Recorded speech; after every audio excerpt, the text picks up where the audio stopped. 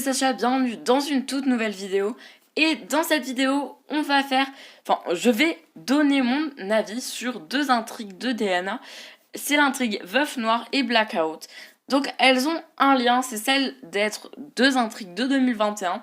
Donc à partir de 2021, maintenant, pour chaque intrigue, je vais donner mon avis et vous allez donner votre avis dans l'onglet communauté. Donc n'hésitez pas à vous abonner à ma chaîne pour recevoir toutes les notifications et pouvoir aussi voter au sondage.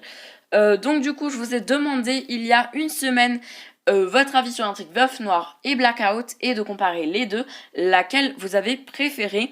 Et aussi, moi je vais donner une note à chaque intrigue et je vais vous dire le sondage, quels sont les résultats du sondage sur les intrigues. Donc on va commencer tout de suite. Donc ce sera ça à chaque intrigue, donc n'hésitez pas à vous abonner. On commence par Veuf Noir.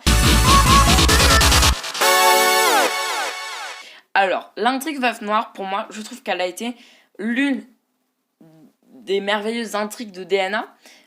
Parce qu'on a eu un enchaînement d'intrigues pas ouf, avec par exemple le homejacking de Rémi. On a eu aussi Jamais sans ma fille, le dilemme de Karim. Toutes ces intrigues-là n'ont pas été très ouf. Et DNA nous a habitués à toujours mieux. Et donc, pour une fois, on a eu une bonne intrigue avec du suspense. Des fois, Franck, il faisait ultra flipper. Mais la seule chose que je peux dire, la seule chose négative que je peux dire, c'est que c'était pas un personnage de DNA. On a beau dire, oui, certes, Franck, c'est le frère de Morgane, voilà. Mais c'était pas un personnage historique de DNA qu'on voyait à l'intérieur. Certes, on a vu Sandrine, on a vu Anna, on a vu Morgane, mais on n'a pas vu, au final, Franck. Si ça aurait été quelqu'un d'autre, mais qui était là depuis longtemps dans la série, ça aurait été mieux. Mais là, voilà, c'est pour lui trouver un côté négatif à l'intrigue, parce que clairement l'intrigue pour moi a été une intrigue qui était bien, même la fin était extrêmement bien, parce que en fait dans l'intrigue il y a eu deux intrigues séparées. Il y a eu l'intrigue sur Sandrine qui essayait de convaincre de convaincre toute la famille comme quoi Franck c'était le tueur et qui c'était le tueur, et au final on a une deuxième intrigue sur qui a tué Franck, et on a eu cette deuxième intrigue avec la police, que la première intrigue n'était pas du tout avec la police, et c'est ça que j'ai trouvé bien, c'est-à-dire que l'intrigue n'était pas forcément que avec la police, c'est-à-dire c'était pas forcément que Aurore, Karim, Martin qui faisaient l'intrigue, mais c'était un peu Anna aussi qui travaillait en tant que journaliste, voilà, et qui cherchait un peu. Et c'est là où on a retrouvé les sources de DNA avec Anna comme journaliste qui aide les gens à trouver des preuves, comme par exemple quand il y avait les Valorta où les vignes étaient contaminées et fallait par un pesticide et fallait qu'elle le prouve, et c'est là où elle a travaillé aussi comme journaliste. Et c'est la même chose et moi j'ai trouvé ça ouf. Donc du coup, moi je mets la note de 17 sur 20. Donc toutes les notes seront sur 20. Donc moi pour moi 17 sur 20. Vous me dites dans les commentaires vos notes pour chaque intrigue. Enfin surtout pour ces deux intrigues, hein, ça m'intéresse. Voilà.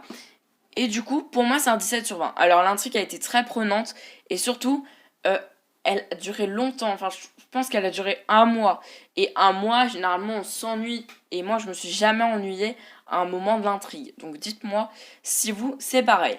Et donc du coup, pour le sondage pour Veuf Noir, vous m'avez dit, vous êtes 6% à ne pas l'avoir aimé, 20% à l'avoir trouvé bof bof, et 74% à dire oui, vous avez adoré l'intrigue.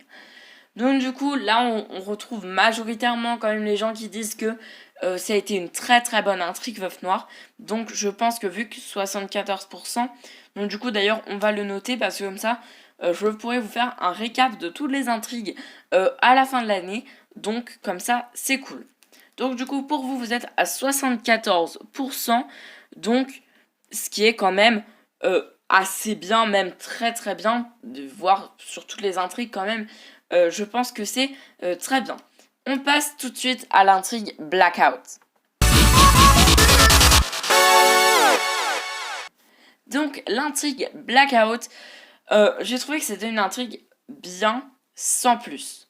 C'est-à-dire que l'intrigue a duré relativement longtemps, quand même, je pense 3 semaines, mais elle m'a pas accroché du tout. Déjà, faut dire, Martin, euh, il y a eu il y a eu l'histoire avec Danieli et tout, j'avais l'impression de revenir dans le passé, mais c'est pas trop ça le problème en fait. Le problème de cette intrigue, c'est que ça poireautait en fait. Limite, t'avais Martin, c'était sans Martin au commissariat, ils n'arrivent pas à le trouver. Faut pas déconner. Après, c'était comique aussi, hein. Quand Chloé cache Martin, Martin, il va dans le bateau pour se faire... parce il y a Xavier qui est rentré, le procureur, et là, Martin se cache une cheville en tombant du bateau. Faudra m'expliquer, hein. Il a quand même réussi à fuir la police, hein. Ça, je dis rien. Il a réussi à fuir la police, et puis quand il descend d'un bateau, hop, il se foule la cheville. On a toujours Marianne qui dit des commentaires quand Chloé cache des criminels, enfin, qui n'était pas un criminel, on le rappelle. Voilà, il allait être accusé à tort. Ensuite, on a eu Chloé et Martin, on a eu Chloé et Xavier, on a eu Aurore qui s'est un peu énervée face à Chloé, on a eu Valérie et Jules qui se sont moqués d'Aurore et Karim. Vraiment, cette intrigue, c'était le pompon en termes comiques, hein, mais sur l'action, rien n'était là. Hein, on va pas se mytho, rien n'était là. Après, je peux vous trouver des côtés, vous trouver des côtés positifs, comme par exemple l'amélioration et surtout l'ouverture de la famille Corcas-Constant. C'est-à-dire, on a vu la relation entre Virginie et Martin et aussi Jules et Martin. Et ça, c'était bien. On l'avait pas vu depuis que le père de Jules est mort. Et ça, c'est ultra cool. Parce qu'on avait juste vu un Jules qui était agaçant de fond en comble. Et là, on a vu un Jules qui a fait tout pour sauver Martin, qui est même allé voir le gars du port qui était un peu louche. Et on a vu aussi Charlie qui a aidé Jules jusqu'à la fin et ne l'a jamais trahi. Et ça, c'était bien parce qu'on a enfin vu des personnages loyaux. Merci. Alors du coup, cette intrigue a énormément de côtés négatifs, des côtés positifs, pas beaucoup. J'ai trouvé que l'intrigue, à la fin, c'était vraiment... Elle a fini, mais on a l'impression qu'il speedait pour finir. C'est-à-dire, quand on a vu que Danieli, c'était lui qui s'était tué tout seul, vraiment, je m'étais dit, mais pourquoi ils l'ont pas dit au début? Non, parce que clairement, si vous voulez faire une intrigue à base de ça, ne la faites pas. Enfin, je sais pas vous, mais il y a des intrigues qui sont très bien parce qu'elles finissent bien. Généralement, une intrigue, elle est notée sur la fin et pas trop sur le début. Et c'est ce qui manquait. Et c'est ce qu'il n'y avait pas sur Veuve Noire. Parce qu'au final, on a vu Franck, il s'est suicidé. Enfin, non, il s'est pas suicidé. Pardon. Il s'est fait tuer par Morgane pour protéger Sandrine. Et au final, il y a eu de l'action à la fin. Mais dans Blackout, il n'y a pas eu d'action à la fin. Ça a été simplement Martin qui s'est fait convoquer au commissariat. Après, l'intrigue a été relativement bien, c'est-à-dire qu'un... je vais vous dire ça à chaque épisode. L'intrigue, la pire intrigue de Demande Patterson, c'était Jamais sans ma fille avec Laura. Donc clairement, ça bat largement Jamais sans ma fille, c'est quand même énormément mieux. Et c'est quand même une intrigue phare de DNA. Même si je la critique, c'est normal, j'essaie de trouver des petits trucs par-ci par-là pour critiquer chaque intrigue. Parce que si je vous dis que l'intrigue a été parfaite, c'est difficile d'argumenter. Donc du coup, j'argumente et je vous dis les côtés positifs et négatifs. Et là, visiblement, elle en a quand même des côtés négatifs par rapport à Veuve Noire. Et pour moi, Blackout, c'est un 13/20. Alors, c'est quand même relativement bien, vu le nombre d'intrigues en 2020 qui ont eu moins de 10, dans ma tête bien sûr. Donc, Blackout, c'était une bonne intrigue. Pour vous, dans le sondage, le non, c'est 7%, contrairement à Veuve Noire qui était de 6%. Le bof-bof de 22% qui était à 20% pour l'intrigue Veuve Noire.